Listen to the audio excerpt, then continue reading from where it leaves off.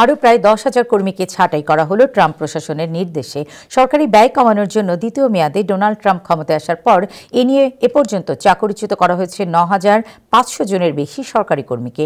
Federal সরকারের ভূমি ব্যবস্থাপনা থেকে শুরু করে প্রবীণ সেনাদের দেখভাল পর্যন্ত বিভিন্ন ক্ষেত্রে নিযুক্ত কর্মীরা এ তালিকায় রয়েছেন। বিস্তারিত রিপোর্টে। প্রেসিডেন্ট ডোনাল্ড ট্রাম্প ও তার উপদেষ্টা ইলন মাস্ক যুক্তরাষ্ট্রের আমলাতন্ত্রে বড় ধরনের কাটছাঁটের তৎপরতা চালিয়ে যাচ্ছেন। এর অংশ হিসেবে শুক্রবার 9,500 জনের বেশি কর্মীকে বরখাস্ত করা হয়েছে। রয়টার্সের এক প্রতিবেদনে এমনটি জানানো হয়েছে। ফেডারেল সরকারের ভূমি ব্যবস্থাপনা থেকে শুরু করে প্রবীণ সেনাদের দেখভাল পর্যন্ত বিভিন্ন ক্ষেত্রে নিযুক্ত কর্মীরা এই তালিকায় রয়েছেন।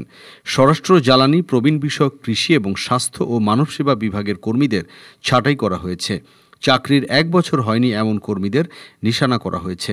স্বাধীন পর্যবেক্ষক সংস্থা কনজ্যুমার ফাইন্যান্সিয়াল প্রোটেকশন ব্যুরোর মতো কিছু সংস্থার কার্যক্রম একরকম বন্ধই হয়ে গেছে। এসব সংস্থায় নির্দিষ্ট মেয়াদে চুক্তিতে থাকা কর্মীদেরও ছাঁটাই করা হয়েছে। কর সংগ্রহকারী ইন্টারনাল রেভিনিউ সার্ভিস আগামী সপ্তাহে কয়েক হাজার কর্মীকে বরখাস্ত করার প্রস্তুতি নিচ্ছে। এর সঙ্গে সংশ্লিষ্ট 2 ব্যক্তি বলেছেন, এ পদক্ষেপের কারণে 15 এপ্রিল আয়কর দাখিলের সময়সীমার আগে নাগরিকদের সম্পদ সংকুচিত হতে পারে।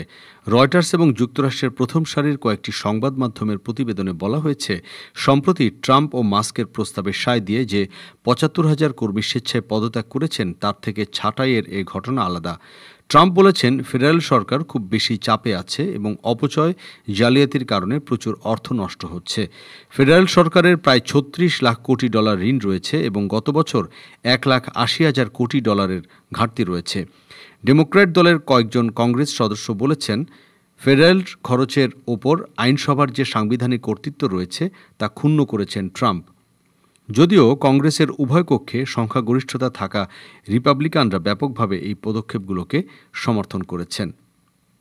Desk report, time television, new York.